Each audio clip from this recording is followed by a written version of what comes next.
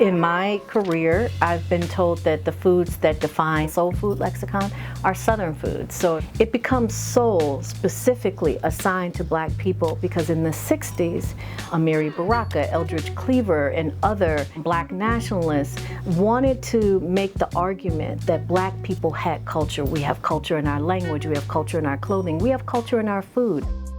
I'm from the Midwest, grew up in St. Louis, so the kind of foods that I ate was, a lot of barbecue and a lot of ribs, a lot of, tri-tip, brisket. Well, I ain't get brisket till I got a little money, I'm sorry, I'll be honest with you. We ain't had brisket, I'm just talking. I ain't get brisket till like 2 summers ago. It's funny because before I went vegan, I didn't like a lot of soul food. Like I didn't eat cornbread, macaroni and cheese, potato salad stuff, and I ain't like none of that. And people will always say to me, like, girl, you ain't Black. So you can imagine, once I went vegan, my Black card got completely revoked. Probably about 15 years ago now, I was at a party and I just happened to mention or answer a question and say that I was vegan. I think why I wasn't eating something at the party. And this woman overheard me and she looked at me and rolled her eyes and just looked me up and down and said, "You mean you haven't had a piece of fried chicken in 15 years? And I said, no, I guess I never thought about it. And she just rolled her eyes and walked away and just sat down and shook her head at me. That was the first time that really it hit me that someone could think that I wasn't Black enough because I wasn't eating soul food. But I learned veganism and vegetarianism from Black people. Why should your Black card be forfeit? Because you have decided that your health and wellness is not predicated on eating like animal proteins or consuming animal secretions in your body. Your Black card should be contingent on your commitment to Black liberation and not on these stereotypes that have been handed down to us by other people. Your rejection of those stereotypes, I think, speaks more to who we are as individuals than anything else. Your Black card might get taken away, though, if you have not seen The Color Purple.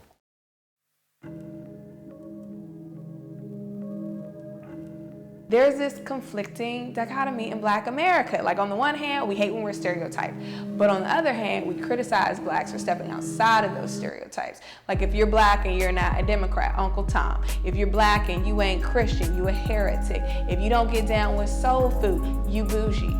This is societal. It's not particular. We don't allow people to have choice because we feel that your choices somehow reflect me. Veganism carries such a heavy definition. It means so much more to so many people. Veganism is an activist term. I think African Americans shy away from that because they're like, we don't want all of that. I don't want to be the annoying vegan, oh, I'm a vegan. But at the same time, I almost want to be the example that wasn't there for me. Growing up, I saw movies like Soul Food, which represented Black food culture, but in a very stereotypical way. Yeah, we did have soul food back in the day. And in season 7 now of The Walking Dead, seeing Morgan being a vegan in this post-apocalyptic dystopian universe where people are eating whatever they can, and Girlfriends as well. The character Lynn, she was played by Persia White. She was a vegan. She was the first Black female vegan I remember actually seeing on TV. So because a lot of images of Black female vegans aren't really that mainstream, it's foreign to a lot of people in the Black community. Even the Black church is starting to set better examples. It used to be that we go to church and we're in church all day long and you would have dinner and so forth at the church. You knew what you were gonna have, right? And we always knew you were gonna get your fried chicken, your greens, there was ham, there was pound cake.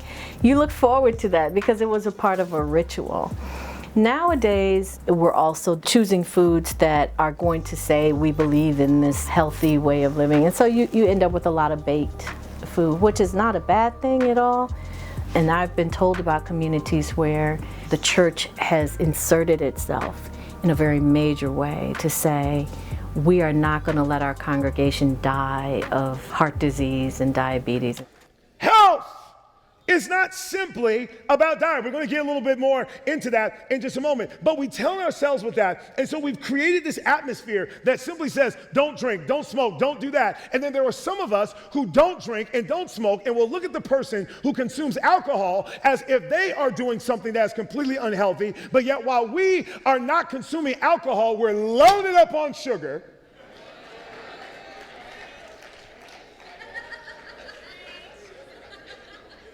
No. You don't have wine before you go to bed. It's just butter pecan.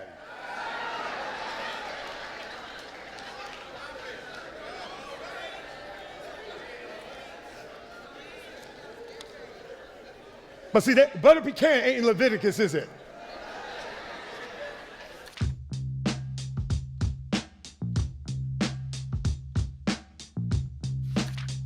It would be total anarchy if you close all the Popeyes. That's all I'm saying.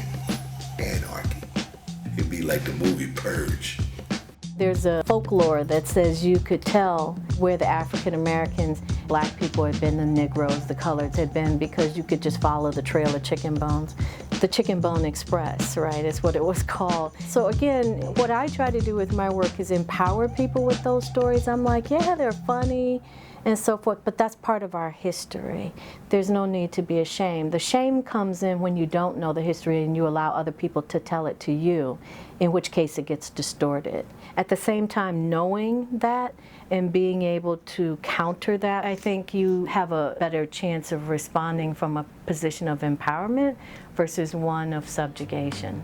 I used to love fried chicken, and I'm not even coming from a cooning place, just being real. Like whenever you go to gatherings and there was always this big mountainous pile of golden crispy fried chicken in this like 14 by 16 aluminum anyway, obviously when I became a vegan, that had to go.